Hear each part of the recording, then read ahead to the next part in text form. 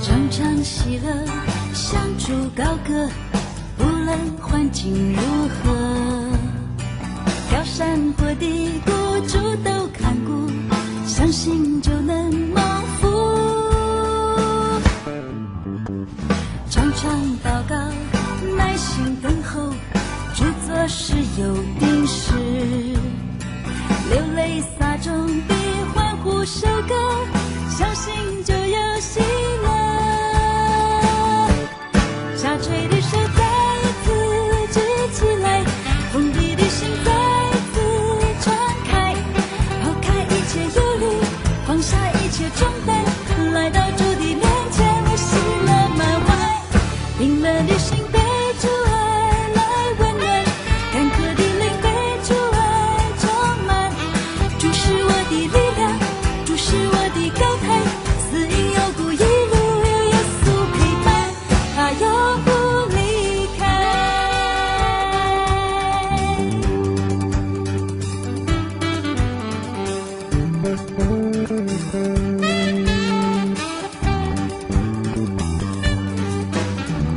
常常喜乐，相助高歌，不论环境如何，高山或低谷，主都看顾，相信就能蒙福。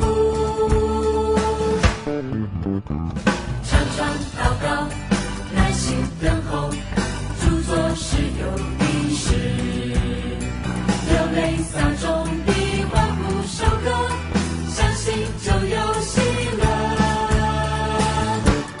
下垂的手再一次举起来，封闭的心再一次敞开，抛开一切忧虑，放下一切重担，来到主的面前，我喜乐满怀。凌乱的心被主爱来温暖，干渴的灵被主爱充满。主是我的力量，主是我的高台，死荫幽谷一路有耶稣陪伴，他永不离开。下垂的手再一次举起来，封闭的心再一次敞开，抛开一切忧虑，放下一切重担，来到主的面前，我喜乐满怀。凌乱的心被主爱来温暖，干渴的灵被主爱充满。主是我的力量，主是我的高台，死荫幽谷一路有耶稣陪伴，他永不离开。下垂的手再一次举起来，封闭的心再一次敞开，抛开一切忧虑，放下一切重担，来到主的面前，我喜乐满怀。冰冷的心被主爱来温暖，干渴的灵被主爱充满。主是我的力量，主是我的高台，死荫幽谷一路有耶稣陪伴，他永不离开，他永不离开，他永不离开。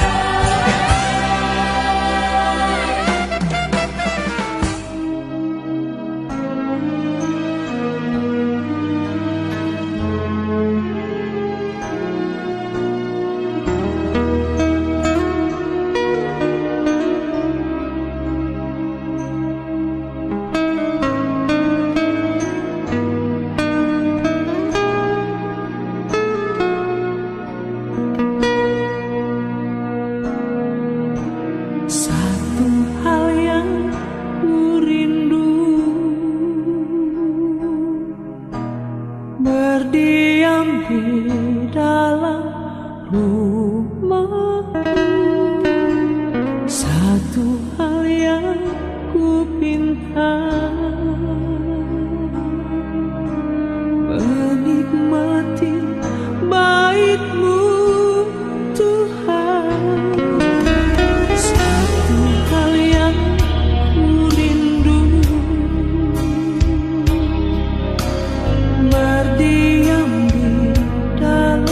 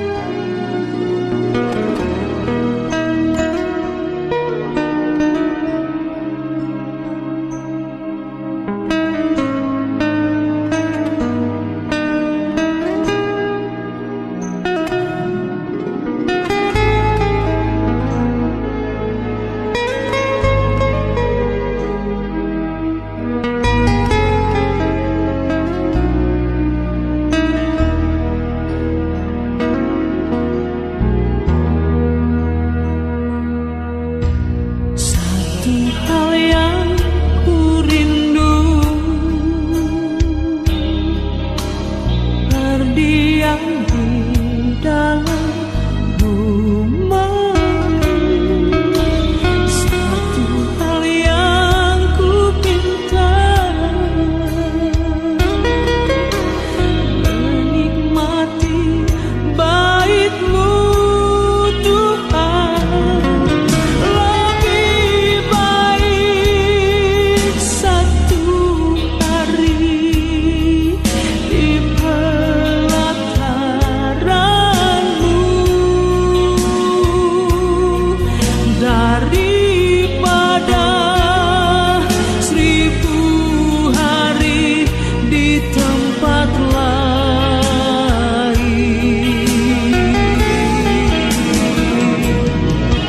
Memuji-Mu, menyembah-Mu, Kau Allah yang hidup, dan menikmati semua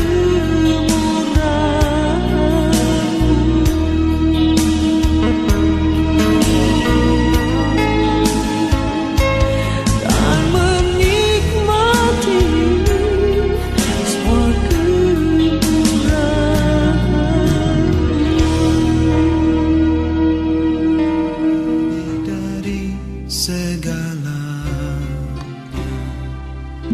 ku berharap padamu, lebih dari para penjaga pengharap fajar pagi. Begitu rindu hatiku berada dekat-Mu. Alangkah dalam kasih-Mu memenuhi hidupku.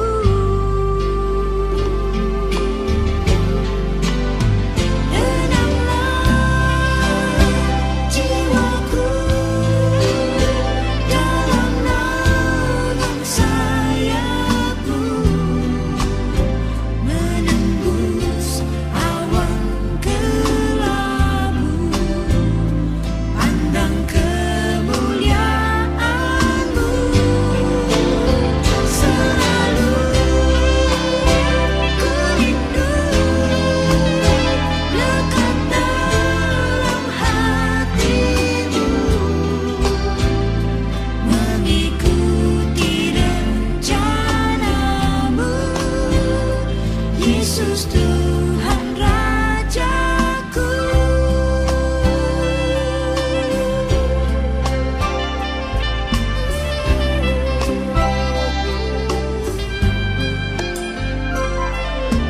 Lebih dari segalanya, ku berharap padamu. Lebih dari para penjaga mengharap fajar pagi. Begitu rindu hatiku berada dekat-Mu. Alangkah dalam kasih-Mu memenuhi hidupku.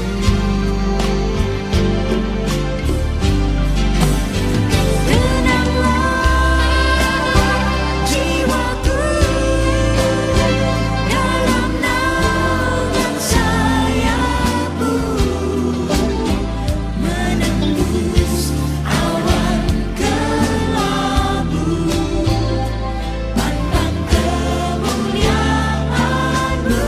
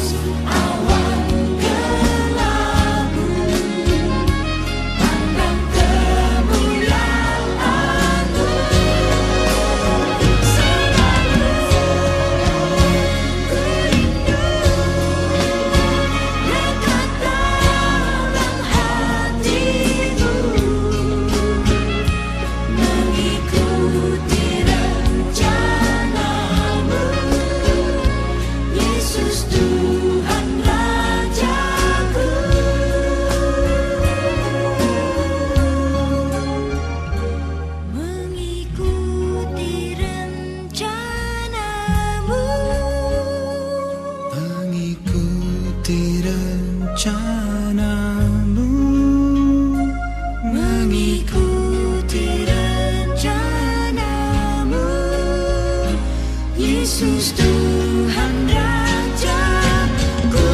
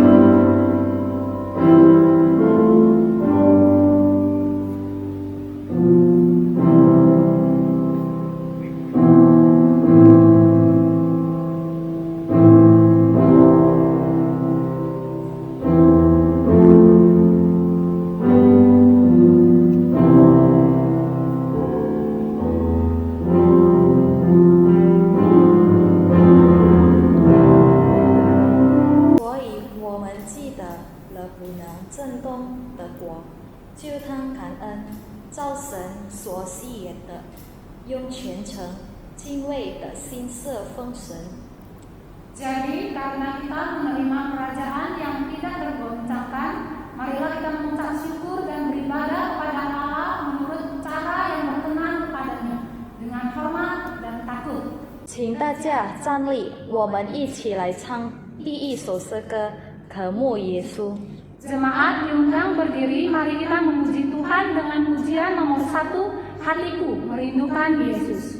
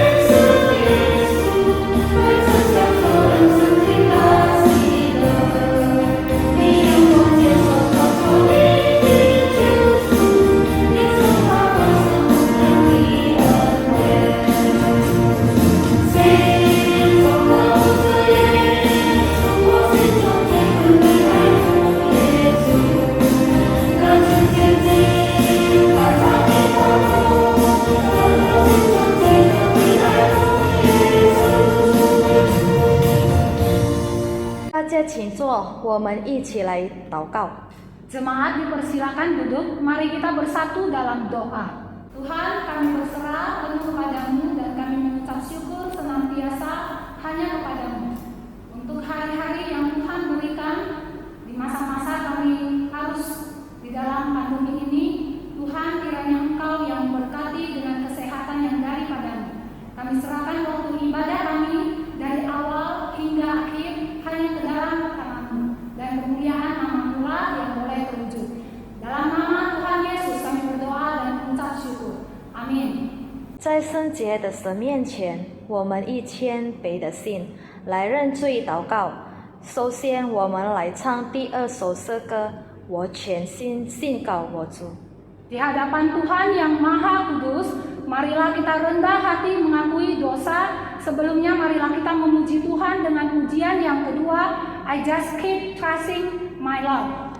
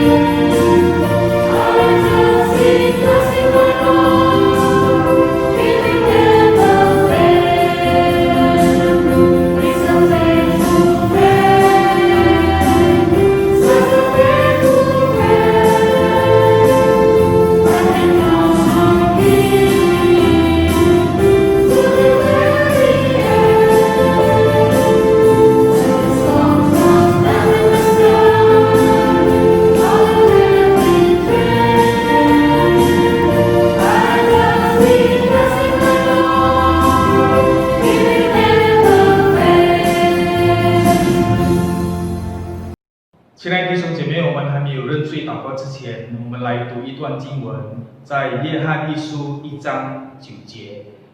Bapak Ibu yang terkasih dalam Tuhan, sebelum kita berdoa mengakui dosa kita masing-masing di hadapan Tuhan, marilah kita membaca satu perikop firman Tuhan yang diambil dari 1 Yohanes 1 ayat 9。我们一起来念：我们若认自己的罪，神是信实的，是公义的，必要赦免我们的罪，洗净我们一切的不义。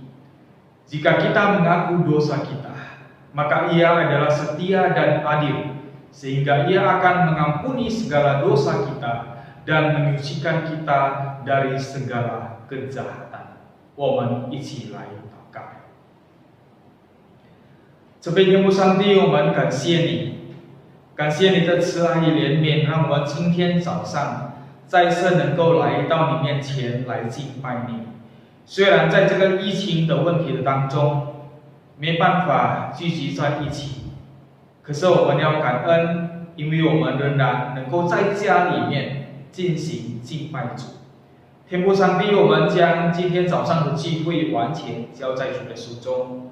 首先，我们要以破碎的心来到你面前，我们要承认主，我们是罪人，我们承认我们在我们每一天的生活里头，我们常常得罪主，得罪人。天父上帝，我们要承认，在我们每一天的日常生活里头，我们常常不听你的话，我们忽略了你的大能，忽略了你的存在。因此，很多时候在我们每一天的日子里头，我们常常靠自己的力量，我们很骄傲，我们常常妒忌别人，我们常常因别人而受伤，因此企图做不该做的事情。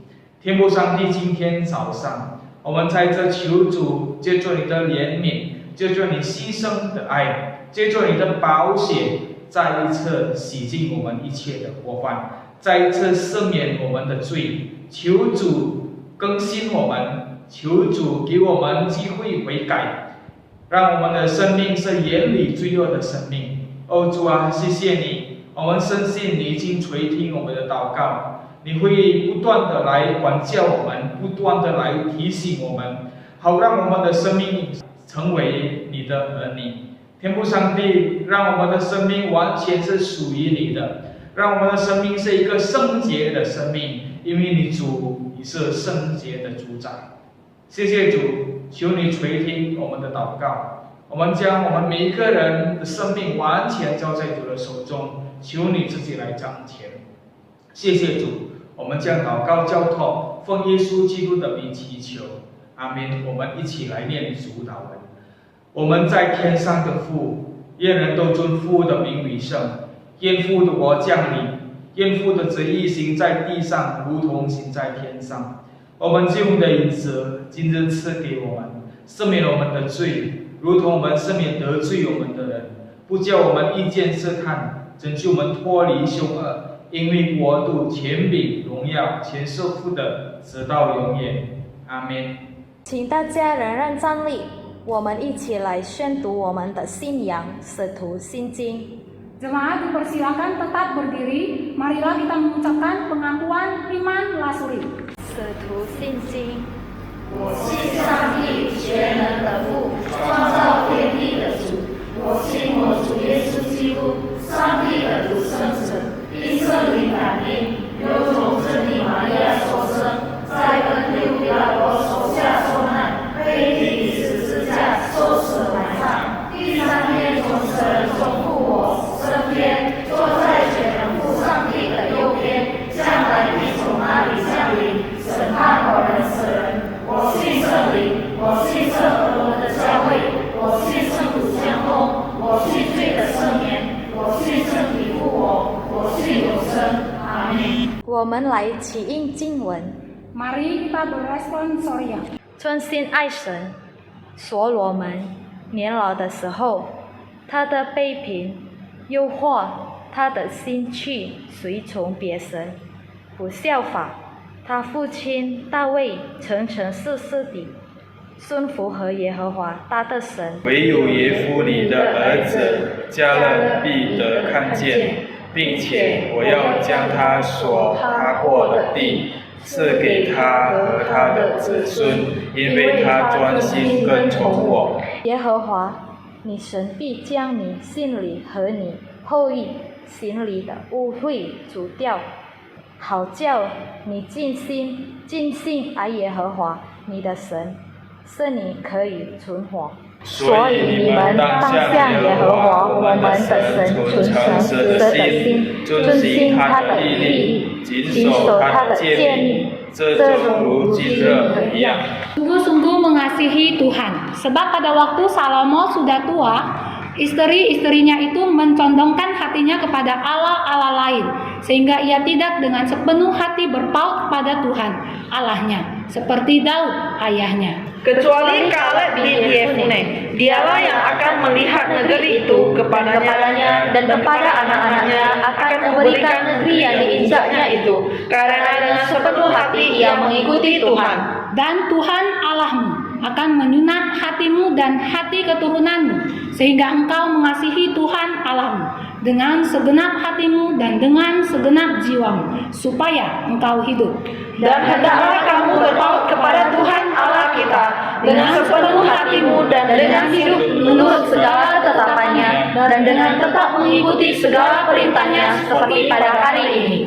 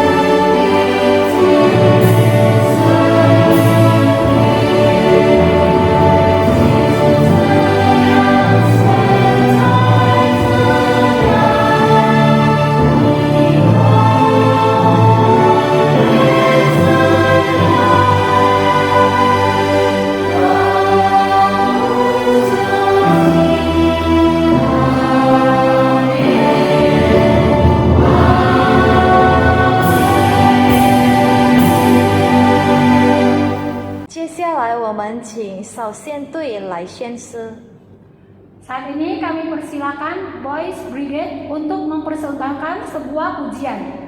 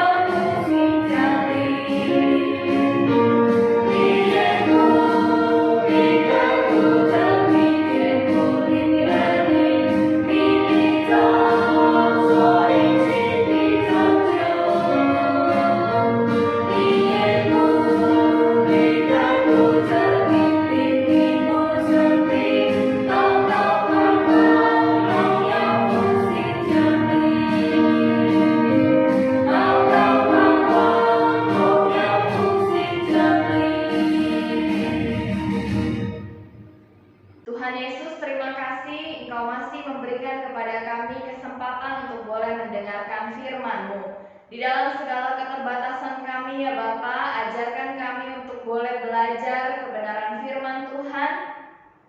Terlebih kami juga belajar untuk melakukannya di dalam kehidupan kami hari lepas hari.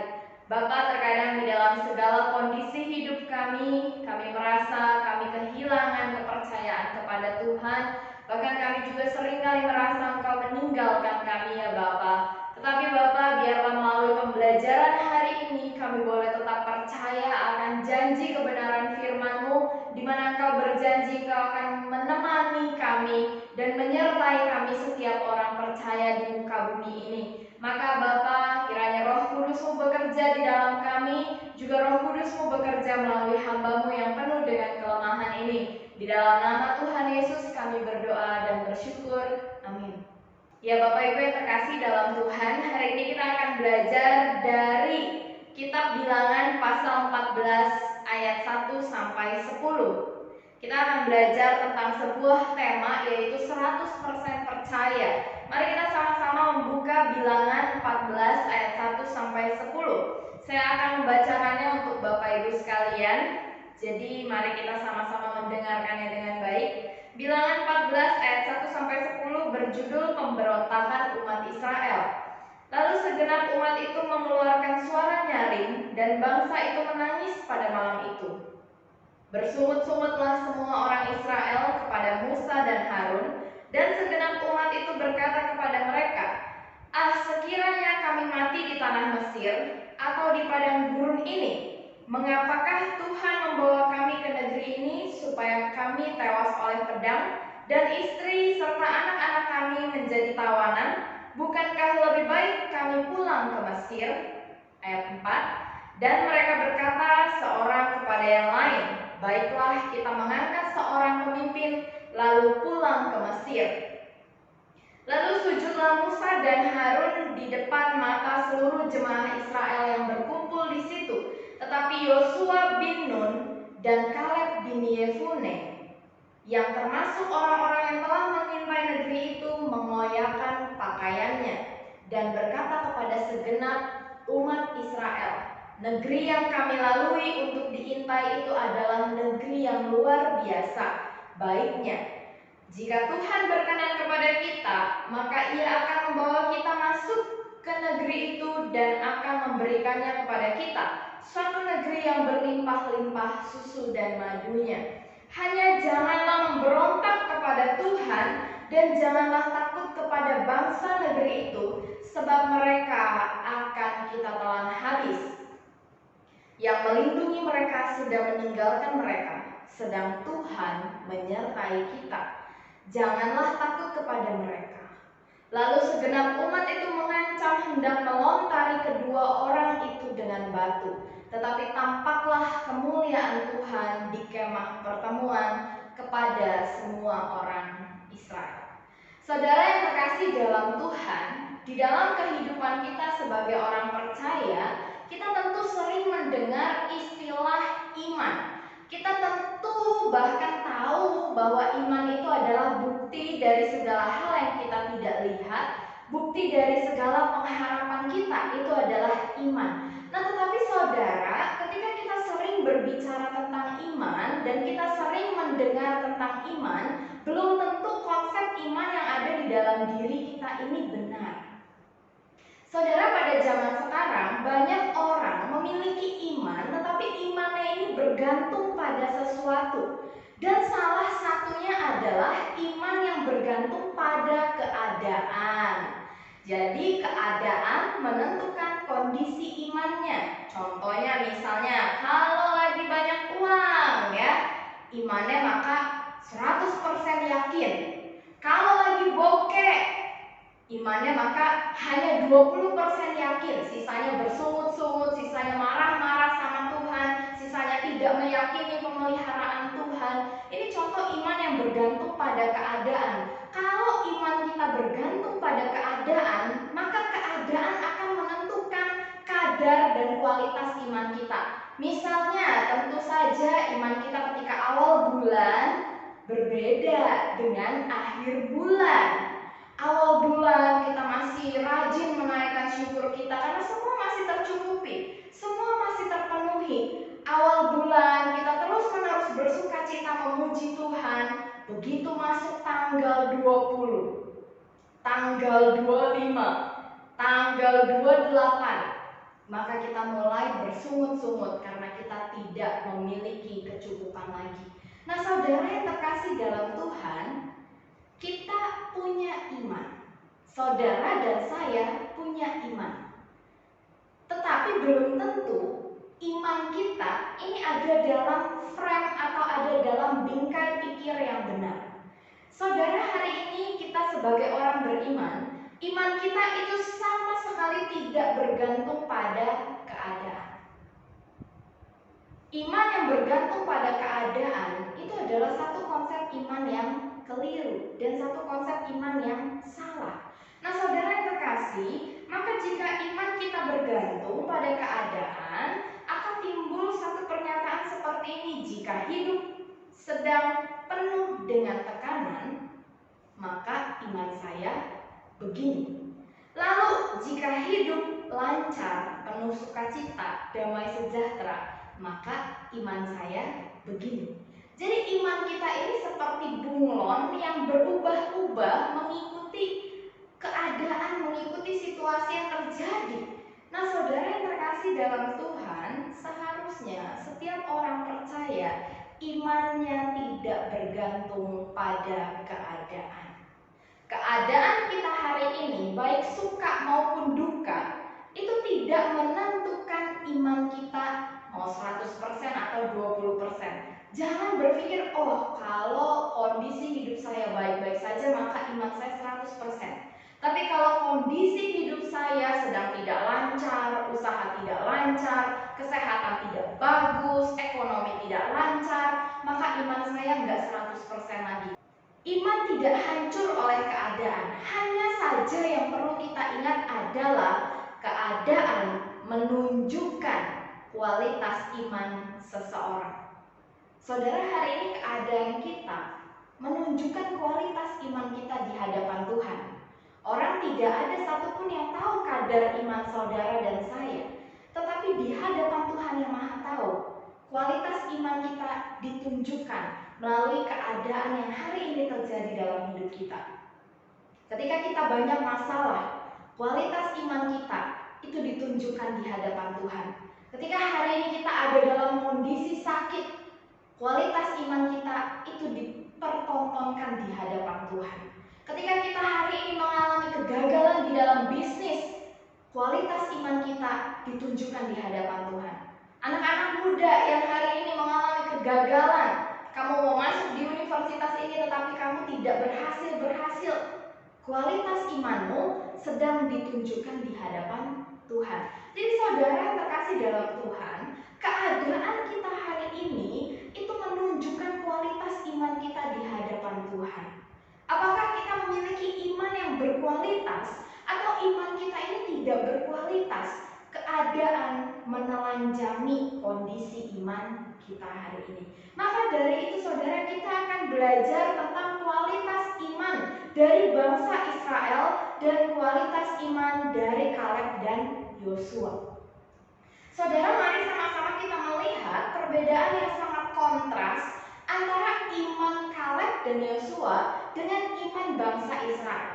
Saudara yang terkasih dalam Tuhan, bangsa Israel, kita sama-sama tahu kisahnya. Mereka adalah bangsa yang menerima janji Tuhan. Mereka adalah bangsa yang diangkat menjadi umat Tuhan. Tuhan berulang kali menyatakan dirinya, menyatakan firman-Nya secara langsung kepada bangsa Israel. Bahkan Tuhan secara langsung menyatakan kedahsyatan kuasa-Nya di hadapan bangsa Israel. Tetapi ternyata ini belum tentu membuat bangsa Israel memiliki iman yang berkualitas. Kita seringkali melihat iman bangsa Israel ini bergantung pada keadaan. Waktu perut mereka kenyang, mereka memuji Tuhan. Waktu mereka menang di dalam peperangan, mereka memuji Tuhan. Tetapi ketika mereka kehausan, ketika mereka kelaparan, apa yang mereka lakukan? Mereka bersungut-sungut di hadapan Tuhan. Seolah-olah Tuhan tidak pernah memelihara kehidupan mereka. Seolah-olah Tuhan tidak pernah menyertai kehidupan mereka. Mereka melupakan Tuhan. Maka Bapak Ibu, disinilah kita melihat perbedaan. Kaleb dan Yosua, ketika mereka melihat masalah, mereka mengingat Tuhan. Tetapi bangsa Israel, ketika mereka melihat masalah, mereka melupakan Tuhan. Masalah-masalah yang terjadi di dalam hidup kita, apakah membuat kita melupakan Tuhan? Apakah membuat kita lupa akan belas kasihan Tuhan? Lupa akan bagaimana selama ini Tuhan menyertai kehidupan kita? Saudara yang terkasih, bagaimana ketika kita menghadapi masalah? Ada banyak orang yang ketika menghadapi masalah, dia tidak mengingat Tuhan. Ada juga banyak orang yang ketika menghadapi masalah, yang pertama kali dia ingat adalah Tuhan. Dan bagaimana Tuhan menyertai kehidupan mereka hari lepas hari. Saudara, di dalam hidup kita hari ini, kita tidak bisa menghindari yang namanya masalah. Masalah terkadang datang tanpa kita bisa pikirkan sebelumnya. Kita nggak punya waktu untuk siap-siap menghadapi masalah. Kita nggak punya waktu untuk mempersiapkan mempersiapkan hati dan pikiran kita nggak pernah dikasih kisi-kisi.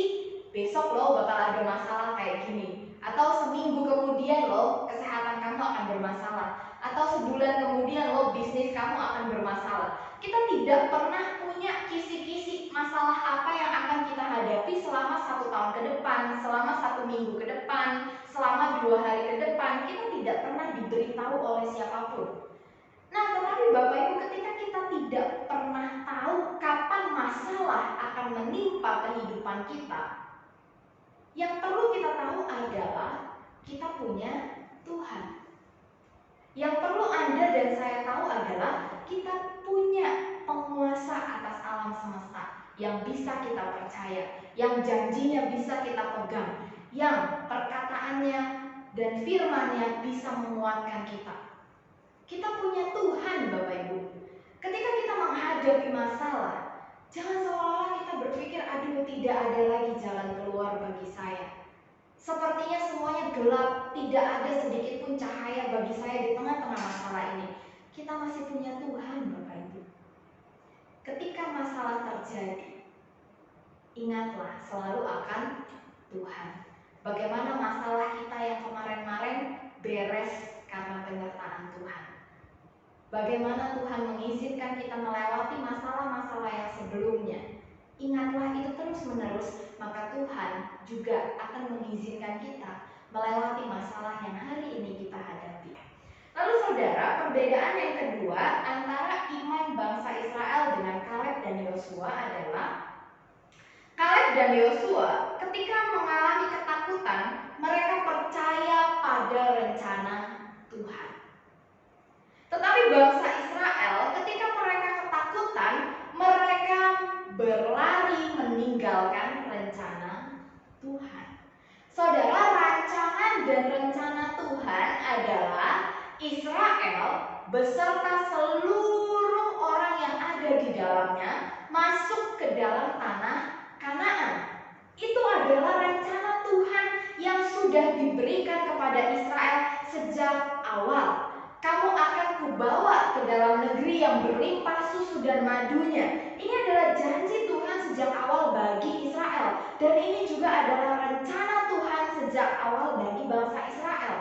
Tetapi Bapak Ibu, ketika mengalami satu masalah yang terjadi ketika 12 orang pengintai pergi masuk ke dalam tanah Kanaan.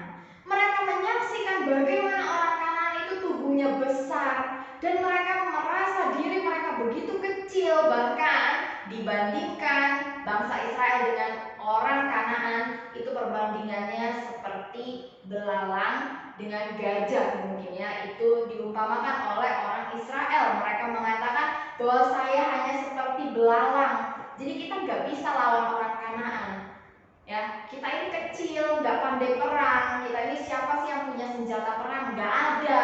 Masa kita mau melawan bangsa yang persenjataannya lengkap, badannya besar-besar, pasti mereka juga jago di dalam berperang. Siapalah kita ini? Kita ini bukan siapa-siapa. Kita tidak akan bisa menduduki tanah Kanaan. Padahal Bapak Ibu yang terkasih dalam Tuhan, bangsa Israel sepenuhnya tahu janji Tuhan kepada mereka bahwa mereka akan memiliki tanah Kanaan. Hingga pada akhirnya Bapak Ibu, bangsa Israel ini berencana untuk mengangkat seorang pemimpin yang akan membawa mereka kembali ke tanah Mesir. Nah, ini rencana mereka untuk lari dari mana Bapak Ibu?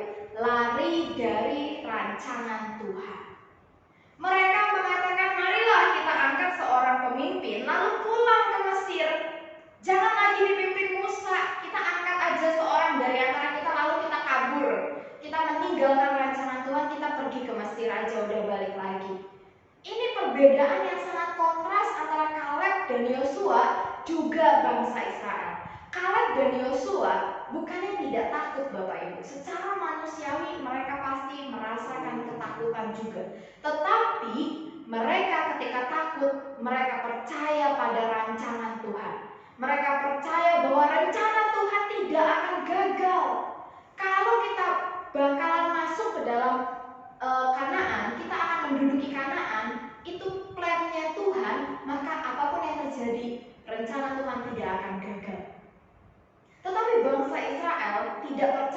kepada rencana Tuhan, maka mereka pengen balik ke Mesir.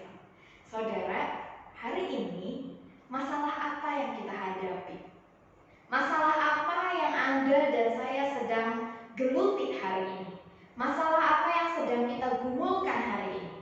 Apakah masalah itu membuat kita tidak percaya kepada rencana Tuhan bagi kita? Atau membuat kita bertanya-tanya sebenarnya apa sih rencana Tuhan bagi Anda dan saya? Saudara, rencana Tuhan bagi Anda dan saya adalah satu, Tuhan mau kita menjadi serupa dengan Dia. Dan Tuhan mau kita menikmati hidup kekal bersama-sama dengan Dia. Itulah rencana Tuhan bagi Anda dan saya. Maka di dalam segala kondisi hidup yang kita jalani hari ini, rencana Tuhan bagi kita itu adalah janji hidup kekal jika kita bertahan tetap mengikut Tuhan di dalam segala masalah yang terjadi di dalam hidup kita. Apakah Anda 100% percaya kepada rencana Tuhan? Apakah Anda 100% percaya bahwa ketika Tuhan mengizinkan ujian terjadi di dalam hidup kita, itu akan membawa iman kita semakin bertumbuh di hadapan Tuhan? Saudara yang terkasih, mari kita sama-sama percaya pada rencana Tuhan. Tuhan tidak pernah merancangkan sesuatu yang jahat bagi setiap umatnya. Meskipun hari ini kondisi kita mungkin tidak enak, kondisi kita mungkin menyakitkan bagi kita, kondisi kita mungkin mengecewakan bagi kita pada hari ini, tetapi percayalah hati Tuhan.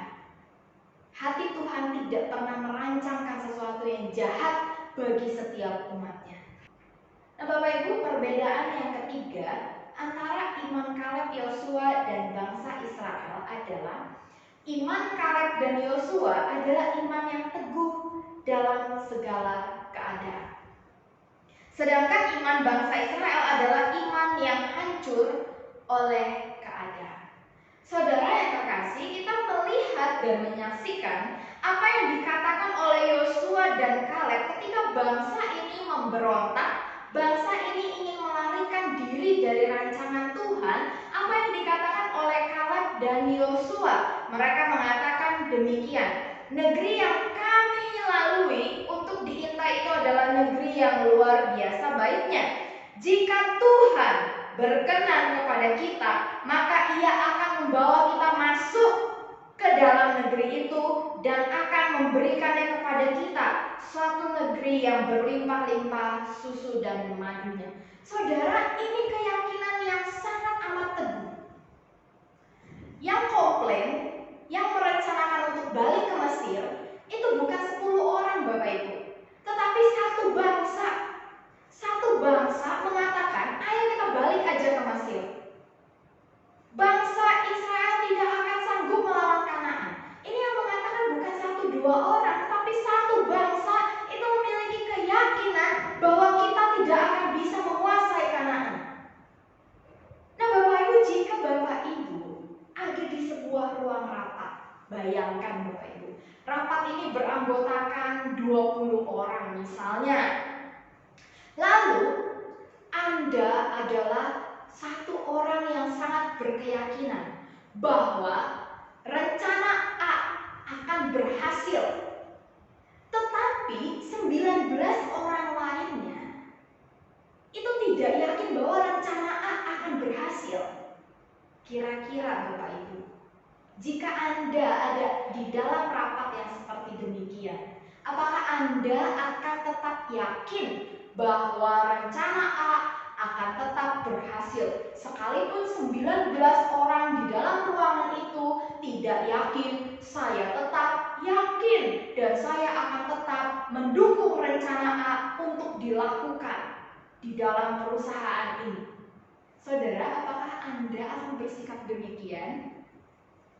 Saudara, saya yakin dan percaya ketika kita meyakini satu hal, lalu rekan kerja kita semuanya nggak yakin, maka keyakinan kita akan goyah. Seringkali kita mengalami hal yang demikian, bukan? Kita meyakini satu hal, tetapi ketika orang-orang di dekat kita tidak yakin, maka kita juga jadi ketularan tidak yakin. Nah, Bapak Ibu yang terkasih dalam Tuhan, tetapi hal ini tidak berlaku bagi Kaleb dan Yosua. Kaleb dan Yosua ketika mereka melihat seluruh bangsa ini tidak yakin akan janji Tuhan, ketika mereka melihat seluruh bangsa ini imannya hancur oleh karena kondisi dan keadaan yang mereka lihat, Kaleb dan Yosua imannya tetap teguh berpegang pada janji Tuhan. Mereka imannya tidak terpengaruhi oleh omongan orang. Iman mereka tidak terpengaruhi oleh situasi yang terjadi. Mau itu satu bangsa yang mengatakan kita tidak berhasil masuk, Kaleb dan Yosua di dalam imannya mereka tetap yakin kalau Tuhan sudah berjanji, maka kita akan masuk. Apapun yang terjadi di depan, seperti apapun orang Kanaan, maka kita akan tetap masuk karena itu janji Tuhan bagi kita.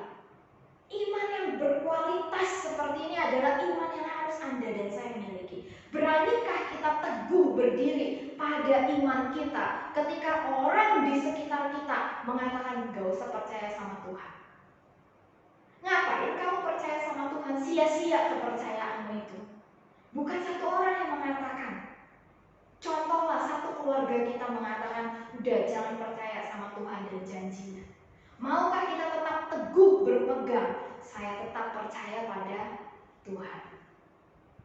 Nah, saudara yang terkasih dalam Tuhan, iman yang Anda dan saya miliki harusnya tidak hancur oleh keadaan. Ini konsep iman yang benar.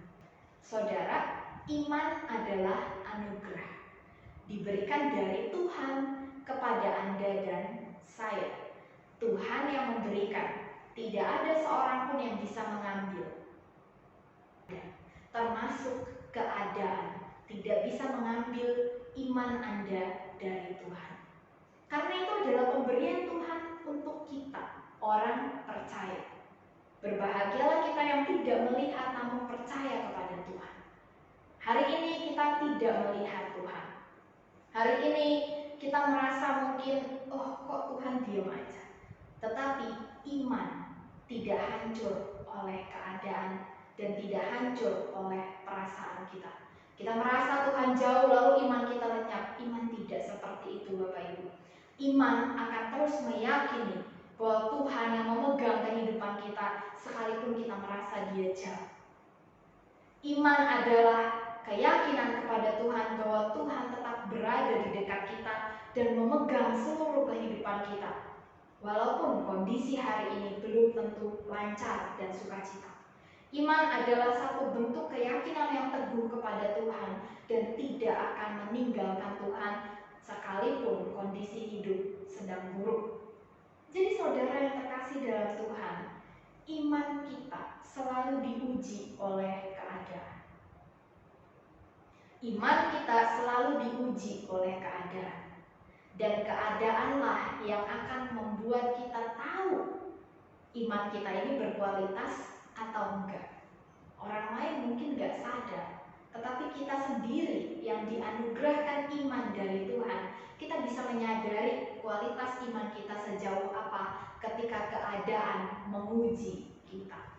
Keadaan dapat dipakai Tuhan untuk menguji dan membentuk iman seseorang. Maka dalam segala keadaan, percayalah pada Tuhan bahwa janji Tuhan ada bagi Anda dan saya. Janji Tuhan akan selalu ditepati. Janji Tuhan adalah yang terbaik dan yang paling bisa dipercaya. Ketika kita menghadapi situasi dan kondisi hidup yang tidak nyaman, yang menyakitkan, yang mengecewakan kita, percayalah pada Tuhan bahwa janji Tuhan ada bagi Anda dan saya. Mari kita berdoa. Bapa di dalam surga, kami bersyukur kami boleh belajar dari kebenaran firman-Mu. Kami boleh belajar bahwa Engkau adalah Allah yang menganugerahkan iman kepada kami. Dan kami juga rindu ya Bapa, memiliki iman yang berkualitas seperti Kaleb dan Yosua.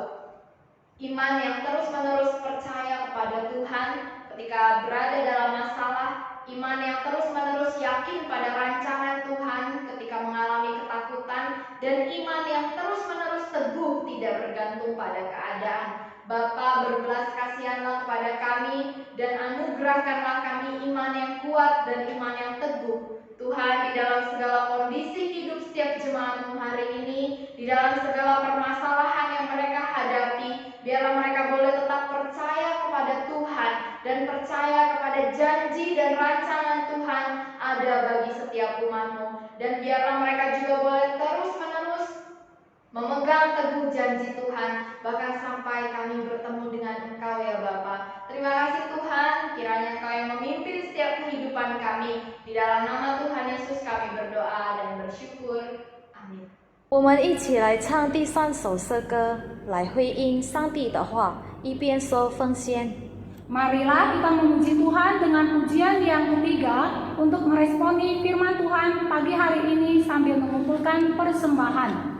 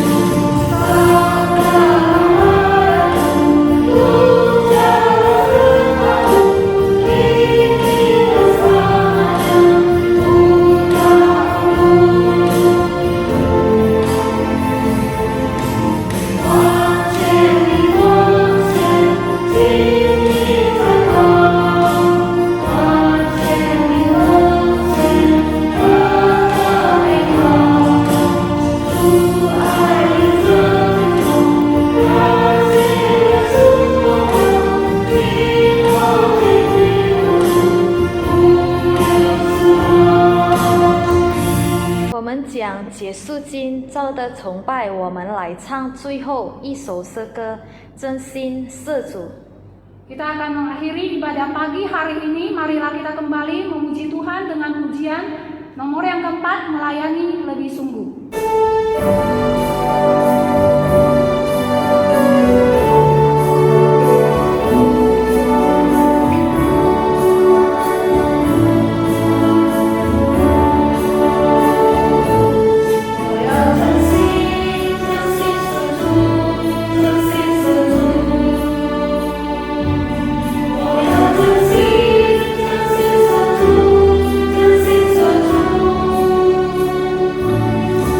In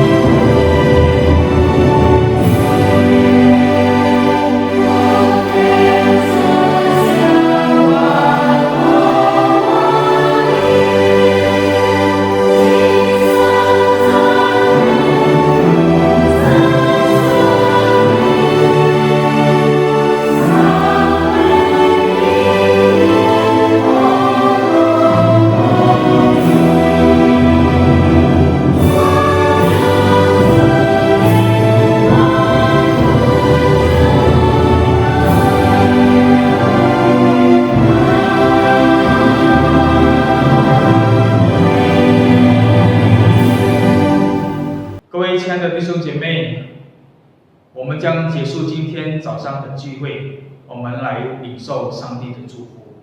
Bapak Ibu yang terkasih di dalam Tuhan, kita akan mengakhiri ibadah kita pada pagi hari ini. Marilah kita menerima berkat yang daripada Tuhan.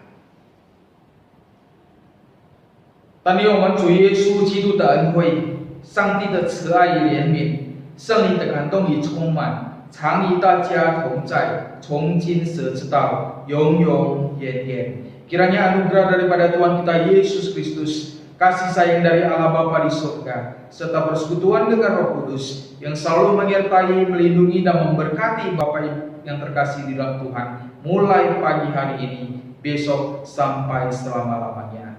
Amin.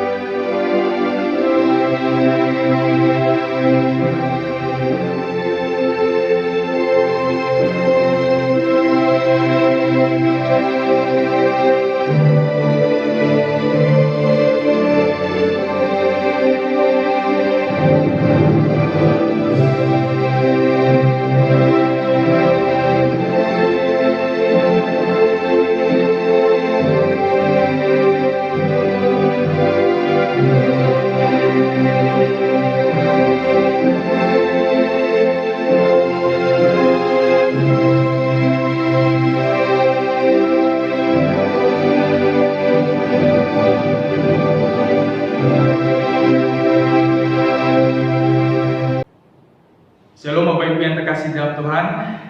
Kita berjumpa lagi pada minggu ini dan kita bersyukur kita sudah selesai mengikuti ibadah di pagi hari ini. Shalom bagi kita semua yang sudah mengikuti ibadah pagi ini. Kiranya berkat Tuhan senantiasa melimpah di kehidupan kita selamanya. Saya bersyukur dan saya percaya bagi umat-umat Tuhan yang senantiasa disiplin waktu dan taat di dalam mengikuti ibadah setiap hari minggunya, Tuhan akan senantiasa memberkati di dalam setiap kehidupan yang Bapak Ibu jalani. Bapak Ibu yang terkasih dalam Tuhan, sebagai anak-anak Tuhan, kita jangan lupa memberikan yang terbaik kepada Tuhan sebagai satu ungkapan syukur kita di mana berkat-berkat yang sudah kita terima hingga pada hari ini. Kita bisa mentransfernya ke rekening BCA dengan nomor 84300455556 atas nama Mariana, dan Bapak Ibu bisa mentransferkannya melalui OVO dengan nomor pribadi saya 081361099955. Untuk sementara waktu persembahan kita salurkan dengan cara mentransfer. Berhubung kita belum bisa tatap muka, belum bisa beribadah bersama-sama, jadi dengan cara inilah kita memberikan yang terbaik kepada Tuhan. Saya percaya pada saat kita memberikannya dengan ikhlas, dengan sungguh-sungguh, Tuhan tahu dan Tuhan peduli, dan Tuhan pasti akan memberkati Bapak Ibu sekalian. Kita terus tidak menjemu-jemunya menghimbau kepada kita semua untuk mengikuti persekutuan doa setiap hari Selasa malam jam 7.30 melalui situs YouTube. Jadi marilah di dalam kesibukan kita sehari-hari, hanya hari Selasa malam jam 7.30, marilah kita mengambil tempat dan kita mengambil waktu kita di hadapan Tuhan untuk mengikuti persekutuan doa bersama dan juga belajar firman Tuhan bersama. Kiranya melalui persekutuan ini kita semakin dekat kepada Tuhan, kita bisa ngobrol bersama Tuhan, dan kita juga bisa mendoakan banyak orang, dan tentu hidup kita akan menjadi berkat bagi banyak orang. Bapak Ibu yang terkasih dalam Tuhan, jika di rumah kita memiliki anak-anak yang masih di bawah umur, tentunya dari PG sampai SD, bisa mengajak mereka dan mengingatkan mereka untuk mengikuti kegiatan sekolah minggu setiap hari Minggu pagi jam 8 melalui situs YouTube. Jadi biarlah anak-anak mulai sejak dini, sejak kecil, mereka dibawa ke hadapan Tuhan, mereka bisa mengenal Tuhan, dan kita terus memohon Tuhan untuk memimpin kehidupan mereka sepanjang pertumbuhan mereka, bahkan sepanjang kehidupan mereka. Kita juga mengimbau kepada kita di rumah yang memiliki anak-anak muda tentunya, marilah kita mengajak mereka untuk mengikuti kegiatan muda-mudi setiap hari Sabtu malam jam 7.15 di aula dengan mengikuti protokol kesehatan. Jadi biarlah masa muda mereka tidak disia-siakan dengan melakukan hal-hal yang sia-sia, tetapi himbaulah kepada mereka untuk mengikuti kegiatan muda-mudi di aula kita di GMI Titus ini.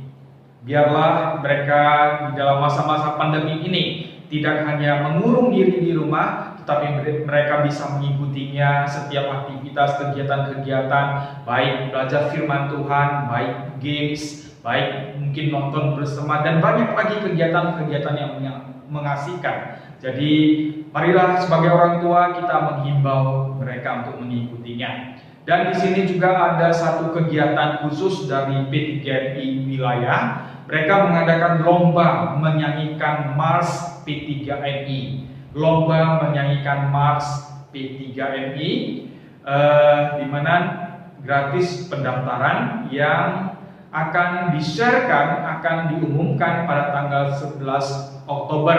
Jadi marilah kita juga kepada para muda-mudi bisa ambil kegiatan ini semaksimal mungkin, karena di situ juga sudah tertera hadiah-hadiah yang akan dimenangkan. Hadiah juara pertama 1 juta rupiah, hadiah juara kedua 600.000 rupiah, hadiah juara ketiga 400.000 rupiah, dan juara favorit 500.000 rupiah. Wow, ini suatu kesempatan yang langka di masa pandemi ini. Jadi bagi muda-mudi sekalian, marilah kita aktif mengikutinya.